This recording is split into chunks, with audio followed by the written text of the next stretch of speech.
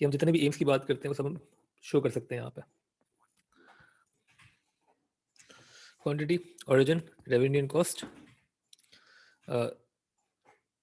हम बात कर रहे हैं एक ऐसी फर्म की जो कि इम्परफेक्ट कंपटीशन में एग्जिस्ट करती है, उसके पास डाउनवर्ड स्लोपिंग डिमांड कर्व है जो कि इसका एवरेज रेवेन्यू भी है, और ये इसका मार्जिनल रेवेन्यू है, ये इसकी मार्जिनल कॉस्ट है। और मार्जिनल कॉस्ट और मार्जिनल रेवेन्यू जहाँ इंटरसेक्ट करते हैं वहाँ उसको मैक्सिमम प्रॉफिट होता है, ये हमें पता है। ठीक है, उससे पहले एक काम और करते हैं कि हम यहाँ पे एवरेज कॉस्ट भी शो कर देते हैं, एवरेज टोटल कॉस्ट। ओके, अब डिफरेंट पॉइंट्स को हम डिस्कस करेंगे इसी डायग्राम पे, और उन पॉइंट्स की बेसिस पे हम बताएंगे कि फर्म का एम क्या है। तो फॉर एग्जांपल अगर मैं आपको बोलूं कि the firm is making Q1 units of output. The firm is making Q1 units of output. तो इस वक्त फर्म का एम क्या है? Q1 जो है यहाँ पे, सॉरी इसको मैं जी, अगर फर्म Q1 यूनिट बना रही है तो फर्म का एम क्या है? ये तो आपको पता होना चाहिए ना, क्या एम है इस वक्त फर्म का?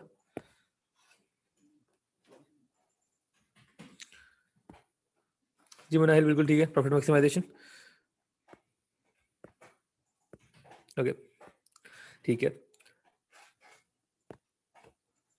और अगर मैं बोलूँ कि जो फर्म है वो फॉर एग्जांपल बना रही है यहाँ पे Q2 पे, Q2 पे क्या एम हो सकता है फर्म का आपके जहन में? Q2 पे क्या हो रहा है?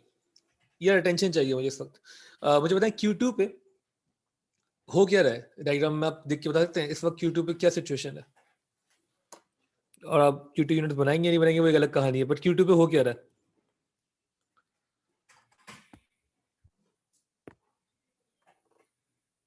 Sir, marginal revenue is equal to the quantity. It's not equal to quantity. Marginal revenue कितना है?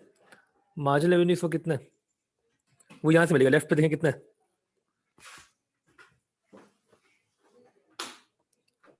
Sir, 0. Zero, zero marginal revenue zero है। तो मतलब कि एट Q1 तो हमने बोला कि MC is equal to MR, at Q2 हम कह रहे हैं marginal revenue is equal to zero. ठीक है, अच्छा MC is equal to MR तो हमें पता है क्या होता है, ये वो पॉइंट है जहां पे प्रॉफिट मैक्सिमाइजेशन होगी, मैक्सिमम पॉसिबल प्रॉफिट होगा। MR जब जीरो होगा तो उस वक्त क्या होता है? ये जरा सोचने वाली बात है। अच्छा, इसको समझने के लिए ना ये एक बार समझ लें, ये मार्जिनल और टोटल का जो सीन है ना बिल्कुल क्लियरली समझ लें, इंपॉर्टेंट है। मुझे जरा सा रिवाइज करवाएं कि जब MU जीरो होता है तो उस वक्त क्या होता है? MU यूटिलिटी की बात कर रहे हैं, तो TU क्या होता है? जब MU जीरो होता है TU क्या होता है?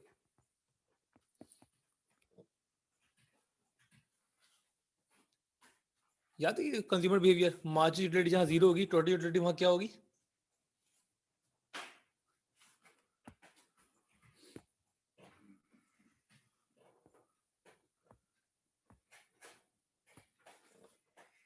मैक्सिमम, बिल्कुल ठीक है। मैक्सिमाइज बिल्कुल ठीक कह रहे हैं आप लोग, TU मैक्सिमम होती थी।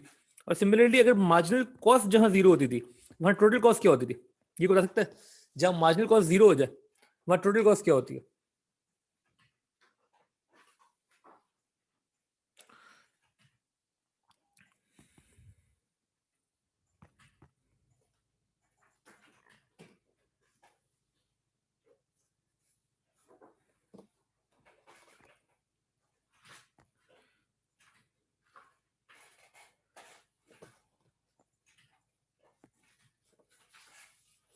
मैक्सिमम, मिनिमम, बिल्कुल ठीक है। तो मतलब आपको सिर्फ इतना समझ में आए, इतना समझ में आए भाई कि मार्जिनल और टोटल का जो रिलेशनशिप है ये थोड़ा सा मैथ्स वाला है, क्योंकि मार्जिनल जो है वो एक तरीके से डिफरेंशियल, डिफरेंशियल बड़ा बड़ा हो जाएगा, एक तरीके से ग्रेडियंट होता है टोटल का। जो ग्रेडियंट जीरो होगा तो टोटल या तो मैक्सिमम होगा या मिनिमम होगा। आपको कहीं कहीं भी मार्जिनल जीरो दिखे ना तो उसका टोटल आपको पता होना चाहिए या तो मैक्सिमम है या मिनिमम है। तो सिमिलरली MR जब जीरो होगा उस वक्त हमें पता है कि TR मैक्सिमम होगा, तो टोटल रेवेन्यू मैक्सिमम होगा, तो आपका एम क्या है? आपका एम है रेवेन्यू मैक्सिमाइजेशन।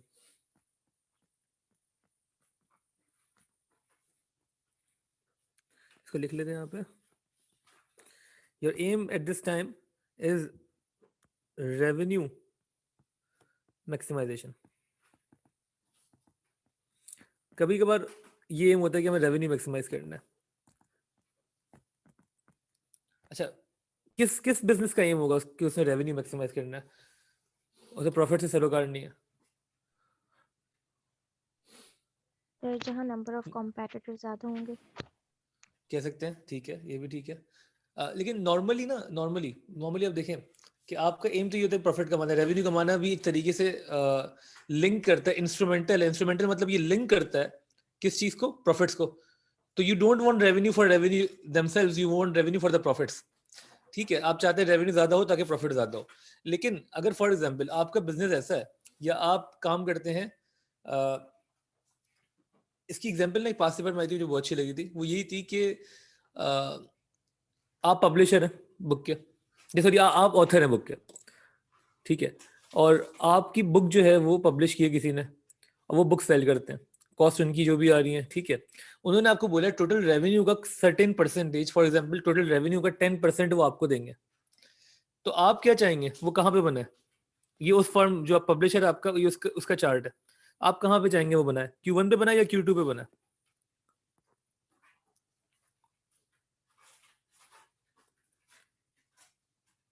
आप ये चाहेंगे कि वो Q2 पे बनाए क्योंकि यहाँ पे उसका रेवेन्यू मैक्सिमाइज होगा। जितना ज्यादा रेवेन्यू उतना ज्यादा कमीशन मिलेगा आपको, आपका 10% उतना बढ़ता रहेगा। फॉलो कर रहे हैं इस चीज को? तो रेवेन्यू मैक्सिमम होने का मतलब प्रॉफिट मैक्सिमम होना जरूरी नहीं है, क्योंकि यहाँ Q1 से Q2 हम गए तो रेवेन्यू तो बढ़ रहा है लेकिन कॉस्ट भी बढ़ रही थी, टोटल कॉस्ट बढ़ रही है, इस वजह से प्रॉफिट कम हो रहे होंगे। मैक्सिमम पॉसिबल प्रॉफिट तो यही मिलेगा Q1 पे, इस पे तो हम बहस कर ही नहीं रहे। मैक्सिमम पॉसिबल प्रॉफिट Q1 पे मिलेगा, लेकिन फॉर द टाइम बिंग अगर आपका एम है कि आप रेवेन्यू मैक्सिमाइज करें तो आप Q2 यूनिट बनाएंगे जहां पे MR 0 है। ठीक है, और अगर हम इस पॉइंट को देखें, फॉर एग्जाम्पल हम बात करें जहां एवरेज कॉस्ट मिनिमम है, इसको अगर हम देखें, ये है Q3 यूनिट्स।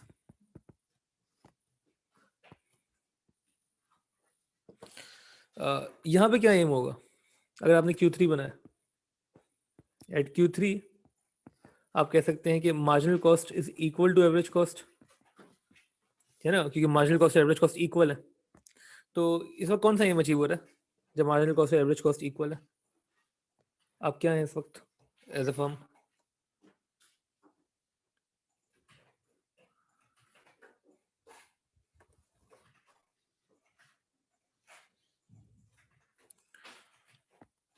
जब marginal cost average cost equal हो रहे हैं एज अ फर्म, आप क्या कर रहे हैं? समय बेस भी स्ट्रांग होगी जब रेवेन्यू मैक्सिमाइज होगा। हाँ बिल्कुल कह सकते हैं, ठीक है। प्रॉफिट मैक्सिमाइज कर रहे हैं? नहीं नहीं नहीं रेशा, बिल्कुल गलत है। जहाँ marginal cost average cost equal है वहां इस Q3 यूनिट्स पे क्या हो रहा है? इसको एक टर्म दी थी हमने कुछ अर्सा पहले,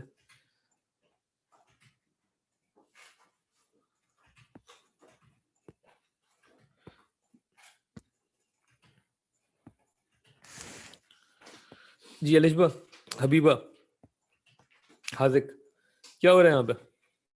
Hasan, marginal cost average cost जहाँ इक्वल है वहां पे Q3 यूनिट्स बन रहे हैं। मुझे बताएं कि इस पॉइंट पे व्हाट आर वी अचीविंग अगर Q3 यूनिट्स बना Sir, रहे हैं? breaking point, I guess.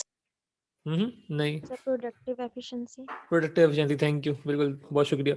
Productively efficient हम, प्रोडक्टिव एफिशिएंसी कहाँ होती है? जहाँ एवरेज कॉस्ट मिनिमम होती है। अगर आपका एम था कि आप प्रोडक्टिवली एफिशिएंट हो तो आप कहाँ बनाएंगे? आप बनाएंगे Q3 यूनिट्स पे। This is the minimum possible average cost you can इनकर। ठीक हो गया? प्रोडक्टिवली एफिशिएंट होना किसका एम हो सकता है नॉर्मली? फर्म्स कौन सी? पब्लिक फर्म्स का, कि उनको किसी और चीज से सरोकार नहीं है, रेवेन्यू कितना हो रहा है, प्रॉफिट क्या हो रहा है। They want the resources to be use as efficiently as possible, क्योंकि ये अवाम की अमानत है उनके पास और उनको मौका दिया गया कि आप उसको मैनेज करें। theoretically they do want this, वो productively efficient होना चाहते हैं. ठीक है. Similarly, अगर हम Q4 यूनिट्स बना रहे हैं, Q4 पे क्या हो रहा है बता सकते? Q4 यहाँ है, this Q4 ji.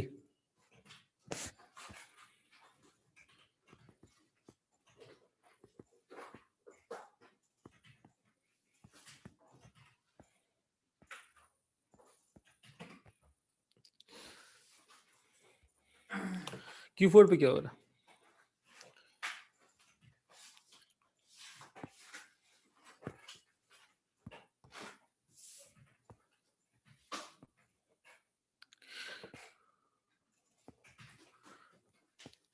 Allocative efficiency, बिल्कुल ठीक है, एलोकेटिव एफिशिएंसी हो रही है. अगर आप एलोकेटिवली एफिशिएंट होना चाह रहे हैं तो you would produce at Q4. At Q4 है, एट Q4 हो क्या रहा है? एवरेज रेवेन्यू इक्वल हो रहा है मार्जिनल कॉस्ट के, तो आप एलोकेटिवली एफिशिएंट है.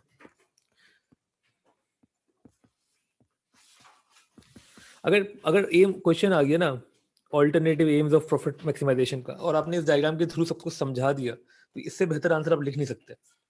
तो मैंने बोला कि फर्म जो है वो और क्या क्या कर सकती है, तो आप बिल्कुल एक डायग्राम बनाएं, उसी डायग्राम पे आपने सारे पॉसिबल पॉइंट दिखा दिए और नीचे समझा दिया कि हम कहना क्या चाह रहे हैं, तो ये सब कुछ कवर कर देगा. अच्छा, इसमें अभी खत्म नहीं हुआ है, एलोकेटिवली एफिशिएंट है और फिर उसको थोड़ा आप समझा भी सकते हैं, और ये वो पॉइंट है जो कि मार्केट इक्विलिब्रियम भी है. सही है ना, क्योंकि यहाँ पे डिमांड सप्लाई इक्वल हो रहे हैं, डिमांड, और ये आपको पता है कि मार्जिनल कॉस्ट जो सप्लाई है, average revenue is equal to marginal cost लिखा है मैंने, इसको हम price is equal to marginal cost भी लिख सकते हैं, आपको पता है. Sir excuse me sir, okay, price is equal to marginal cost, ठीक है, ये भी हम कर सकते हैं. हमने 4 पॉसिबल एम्स दिखाए. इसके अलावा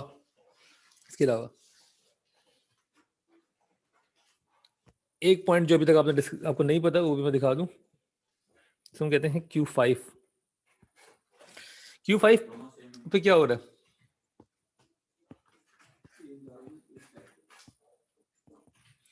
Q5 पे अगर आप देखें तो एवरेज रेवेन्यू या डिमांड जो है, एवरेज रेवेन्यू इक्वल हो रहा है किसके?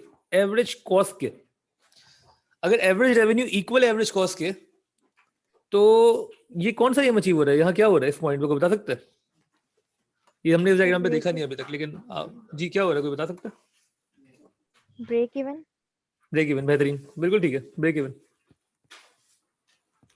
ये ब्रेक इवन पॉइंट है. और एम क्या अचीव हो रहा है इस वक्त? इसको हम कह सकते हैं कि your aim at this point was sales volume maximization. आप ये कह सकते हैं, आप सेल्स रेवेन्यू को मैक्सिमाइज नहीं करना चाह रहे थे, वरना तो आप वहां बनाते जहां MR 0 था. You wanted to maximize the volume. Volume क्या होता है? Quantity. We are talking about the quantity. आप क्वांटिटी को मैक्सिमाइज करना चाह रहे थे. You wanted to sell as much as possible without incurring a loss, क्योंकि आपको पता है कि इसके आगे अगर आपने प्रोड्यूस किया तो एवरेज कॉस्ट ज्यादा है, एवरेज रेवेन्यू कम है, तो आपको लॉस होगा. लेकिन अगर आपने यहां तक प्रोड्यूस किया तो this is the maximum you can sell. तो इसको अगर हम और लिख भी दें,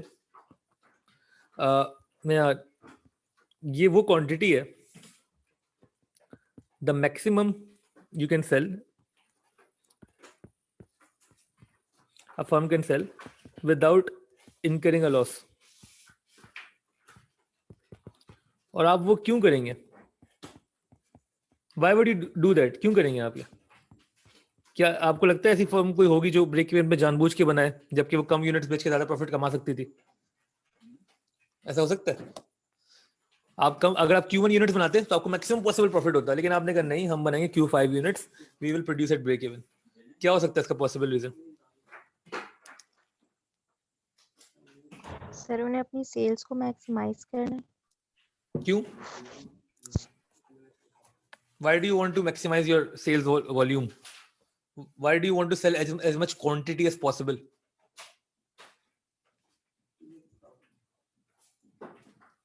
The competition of firms.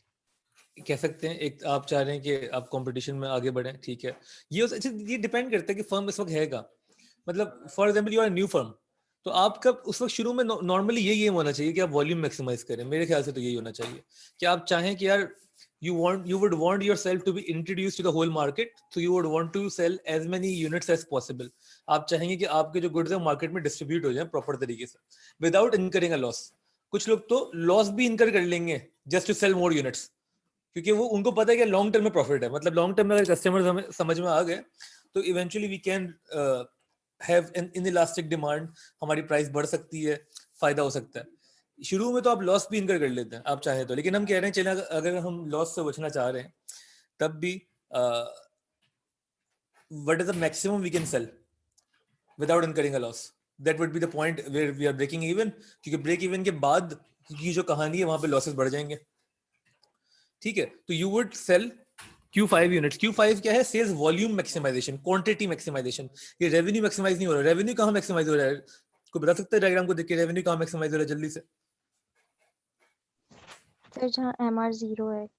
जो कि कितने यूनिट्स है इस डायग्राम पे? Q2। Q2, बिल्कुल ठीक है, बेहतरीन, बिल्कुल ठीक। ये होपफुली कॉपी कर लिया आपने, ये मेन चीजें यही है इसमें। अच्छा, एक चीज जो रह गई थी वो मैं लिख दूं, जो ये वाली था ना, ये वाली Q4 को मैं थोड़ा सा और समझाना चाह रहा हूँ, क्योंकि ये एक चीज है, इसको हम कुछ कहते भी हैं Q4 को ना, मैं यहाँ पे लिख देता हूँ कहीं पे। ये यहाँ पे हो क्या रहा है? प्राइस हो रही है इक्वल मार्जिनल कॉस्ट के। इसको ना एक वर्ड यूज करते हैं, हो सकता है आपको पास पेपर्स में भी दिखे, इसे हम कहते हैं मार्जिनल कॉस्ट प्राइसिंग, ठीक है। इसे मार्जिनल कॉस्ट प्राइसिंग भी कहते हैं, कि आप अपनी प्राइस को इक्वल करें मार्जिनल कॉस्ट से। और ये वैसे कोई नई चीज नहीं है आपके लिए वही है, ये वही पॉइंट है जहाँ एलोकेटिवली एफिशिएंट होते हैं, और ये तो सबसे ज्यादा कॉमन पॉइंट है आपके लिए, क्योंकि पता है ये मार्केट इक्विलिब्रियम पॉइंट है, this is where demand is equal to supply, ठीक है।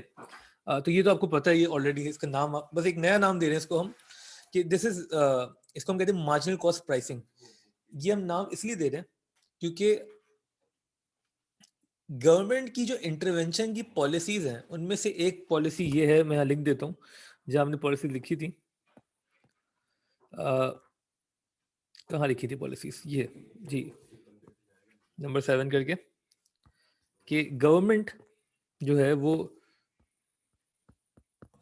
कैन फोर्स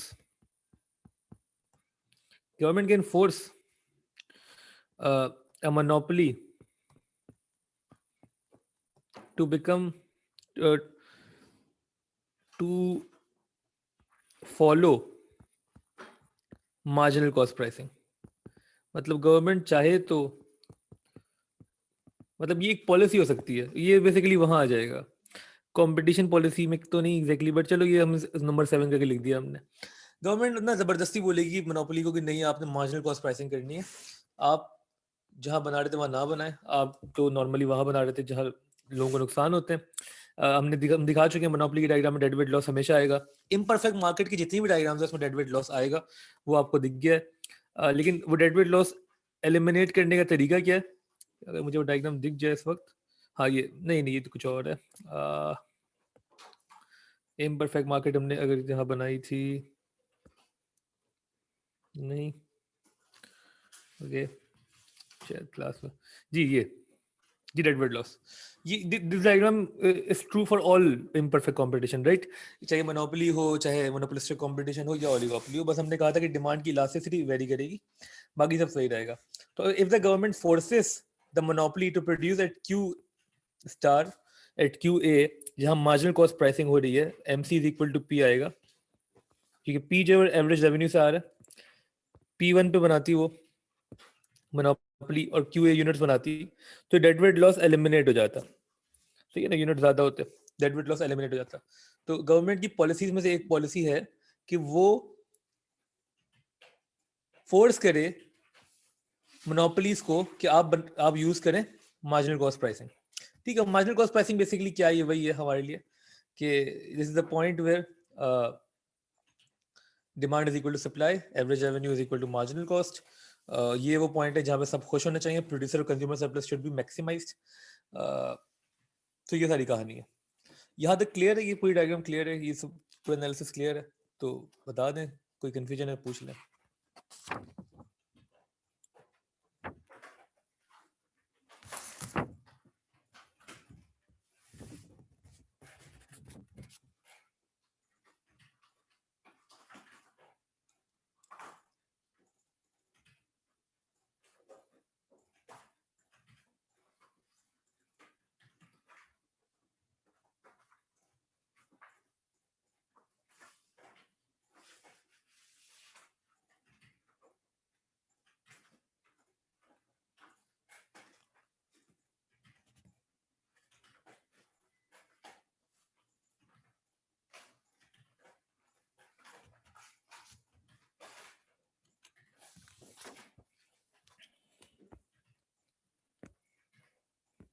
ओके, ठीक है, थैंक यू।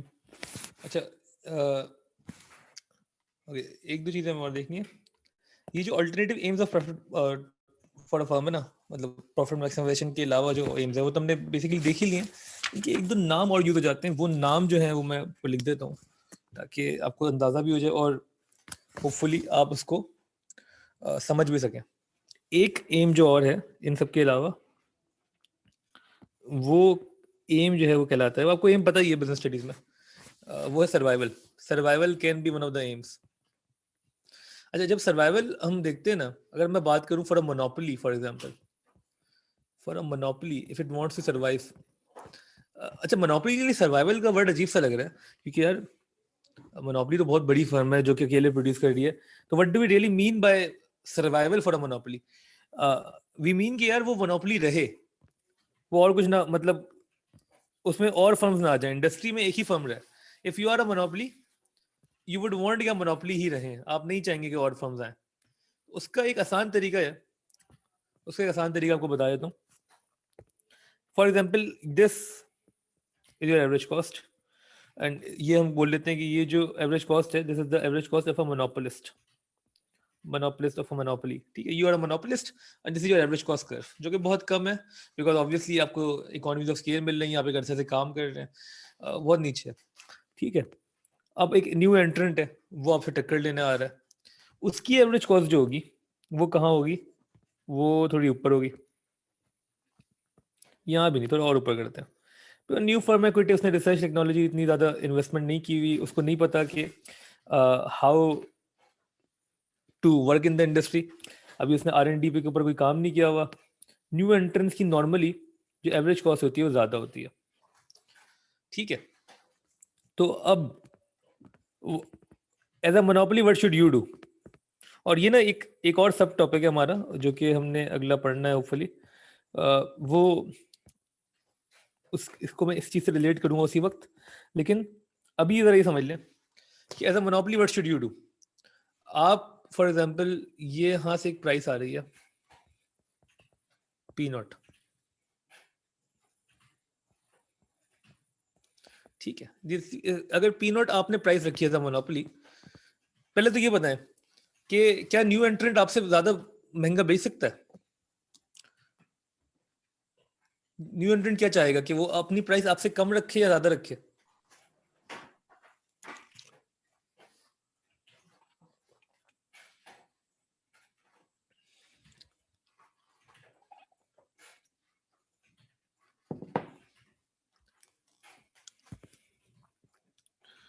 जी, मुझे बताएं कि न्यू एंट्रेंट क्या चाहेगा कि वो अपनी प्राइस जो है वो आपसे ज़्यादा रखे या कम रखे? अगर आप माइक्रोसॉफ्ट को पट्टा देने आ रहे हैं या के इलेक्ट्रिक के कंपेरिजन में कोई बिजली आप दे रहे हैं, आपने तार वार डालनी है पूरे कराची में, और अब लोगों के पास ऑप्शन है कि भाई वो के इलेक्ट्रिक यूज़ करें या आपको यूज़ करें, तो आप क्या करेंगे? अपनी प्राइस के इलेक्ट्रिक से ज़्यादा रखेंगे, कम रखेंगे? सर कम रखेंगे। कम रखेंगे ना, डेफिनेटली कम रखेंगे, because you want to enter the market. जो भी न्यू एंट्रेंट होते हैं मार्केट में, they will keep a low price, सही है, और the maximum possible price you would keep would be the price के इलेक्ट्रिक इज ऑलरेडी चार्जिंग। मतलब उससे महंगा तो नहीं बेचेंगे, उतना ही बेच देंगे बहुत ज्यादा, अगर आपने प्राइस बढ़ा भी दी, ठीक है, उससे महंगा नहीं बेचेंगे वरना लोग आपके पास आएंगे नहीं। अब व्हाट शुड के इलेक्ट्रिक डू इस वक्त? के इलेक्ट्रिक के बाद ऑप्शन है, वो मोनोपोली है, वो जो चाहे प्राइस रखे, ठीक है, उसको पता है क्वांटिटी डिमांड कम तो होगी लेकिन वो जो चाहे प्राइस रखे, तो वो चाहता तो P1 भी कर सकता था प्राइस। अगर के इलेक्ट्रिक ने P1 प्राइस की होती, P1, तो न्यू एंट्रेंट भी P1 रखता। P1 पे न्यू एंट्रेंट को प्रॉफिट होता है या लॉस होता? P1 अगर प्राइस होती, जस्ट P1 अगर प्राइस होती, तो P1 पे न्यू एंट्रेंट को प्रॉफिट होता या लॉस होता? सर लॉस होता। क्यों लॉस क्यों होता?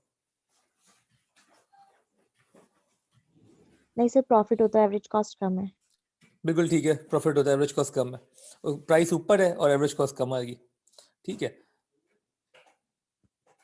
As a monopolist you would not want कि यार न्यू एंट्रेंट्स को प्रॉफिट हो, आप चाहेंगे उसको प्रॉफिट जीरो हो, वाइप आउट हो या लॉस कमा के वो चला जाए, वो रुके नहीं मार्केट में। तो आप जानबूझ के अपनी प्राइस P1 नहीं रखेंगे बल्कि P1 से कम रखेंगे, P0 रखेंगे या उससे भी कम। फॉर एग्जाम्पल आपने प्राइस कर दी P2, ये प्राइस कर दी, ये केस आपको और बेहतर समझ में अगर आप कोका कोला और पेप्सी को सोचें, उनकी एवरेज कॉस्ट बहुत शदीद कम है, मतलब बहुत ही कम है।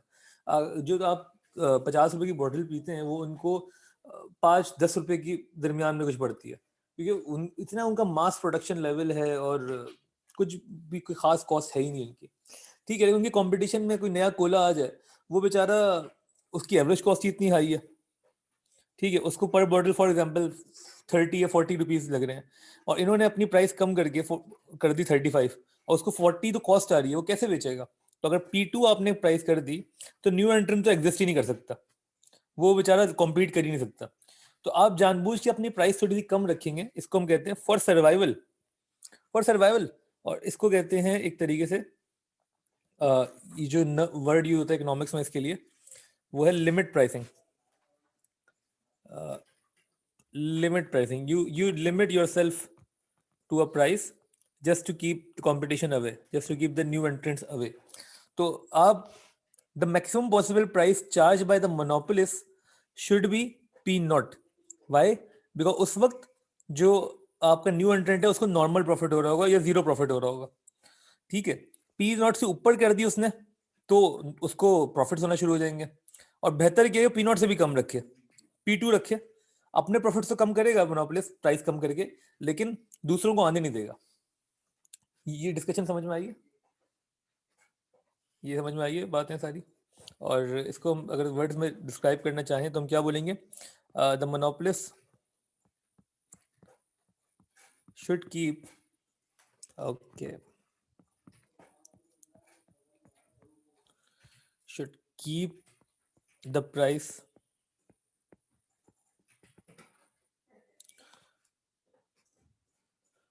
below P0 so that new entrants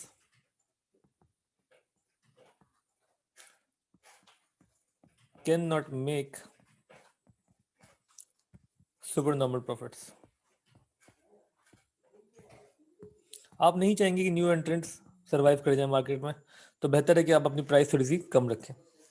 clear ये चीज़ सो के लेके भेजने, कोई कन्फ्यूजन है पूछ लें। एक लास्ट चीज़ रह गई है, इस टॉपिक को हम खत्म कर रहे हैं, बस छोटी सी चीज़ है बहुत।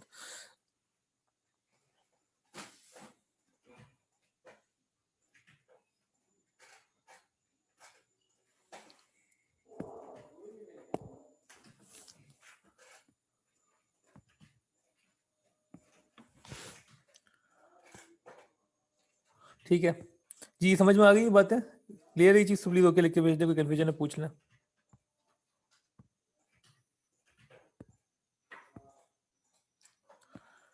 अलिशबा, हाजिक, सिमरा, ठीक है।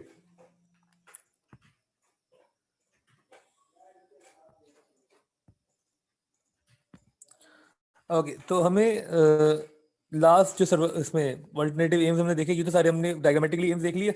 एक दो एम जो इसके अलावा बता सकते हैं, उनमें से एक सर्वाइवल हो गया। मोनोपोली के लिए आपने बोला लिमिट प्राइसिंग वो कर सकता है just to remain a monopoly, क्योंकि उसका एम जो है वो ये है कि वो सर्वाइव करे एज अ मोनोपोली, ठीक है। और एक लास्ट एम वो कहलाता है सेटिस्फाइंग प्रॉफिट।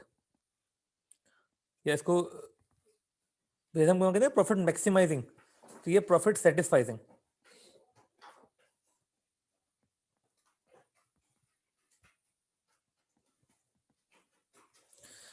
इसमें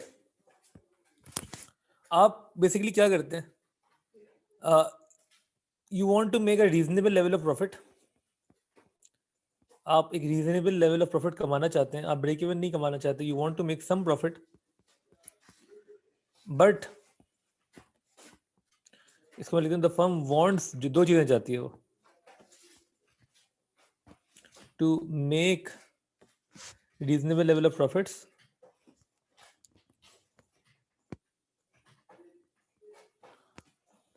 but at the same time the firm wants to keep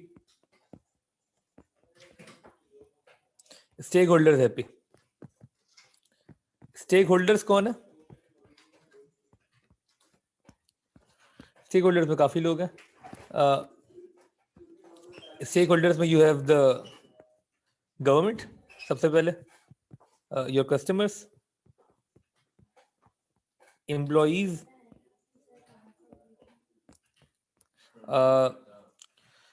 the society in general। तो these are the stakeholder group। ये आपको मुझसे बेहतर पता है, आपने बिजनेस में भी देखे हैं। बस ये वो लोग हैं, stakeholders बेसिकली कौन होते हैं, जिन लोगों ने बिजनेस नहीं पढ़ी या नहीं पढ़ रहे, वो stakeholders को हम डिफाइन करते हैं। स्टेक का मतलब होता है रिस्क ना, ये सारे रिस्क होल्डर्स हैं, those whose risk is associated with the business। मतलब बिजनेस की परफॉर्मेंस से they would be affected in some manner or the other, they would be affected। so those whose risk is associated with the business, वो सब क्या है, stake holders हैं। और stake holders जो हैं वो कौन है, जो जनरल ग्रुप जो हैं वो गवर्नमेंट, कस्टमर्स, सोसाइटी, एम्प्लॉइज, ये 3-4 ग्रुप जो हैं वो स्टेक होल्डर्स हैं। और इनको खुश रखना भी आपका एक एम हो जाता है। क्यों हो जाता है, उसकी बड़ी रीजन हैं, because you want to survive in the market. तो अगर आपका ये एम है कि अपने प्रॉफिट सेटिस्फाई करना है सिर्फ, तो आप MC इक्वल टू MR पे नहीं बनाएंगे, you will not produce your MC equal to MR। उसके अलावा आप कोई लोअर प्राइस से बना रहे होंगे, लोअर प्राइस हायर क्वांटिटी, आप प्राइस कम कर रहे होंगे। तो बेसिकली सर इतना ही है, इसको कॉपी कर लें और कुछ पूछना है तो पूछ लें। बाकी मैं आपको होमवर्क भेजूंगा थोड़ा सा, वो आपने करके लाना है सैटरडे तक। सैटरडे को अगर क्लास यहाँ हो सकी तो बहुत अच्छी बात है, वरना कोई और चीज़ सोचते हैं।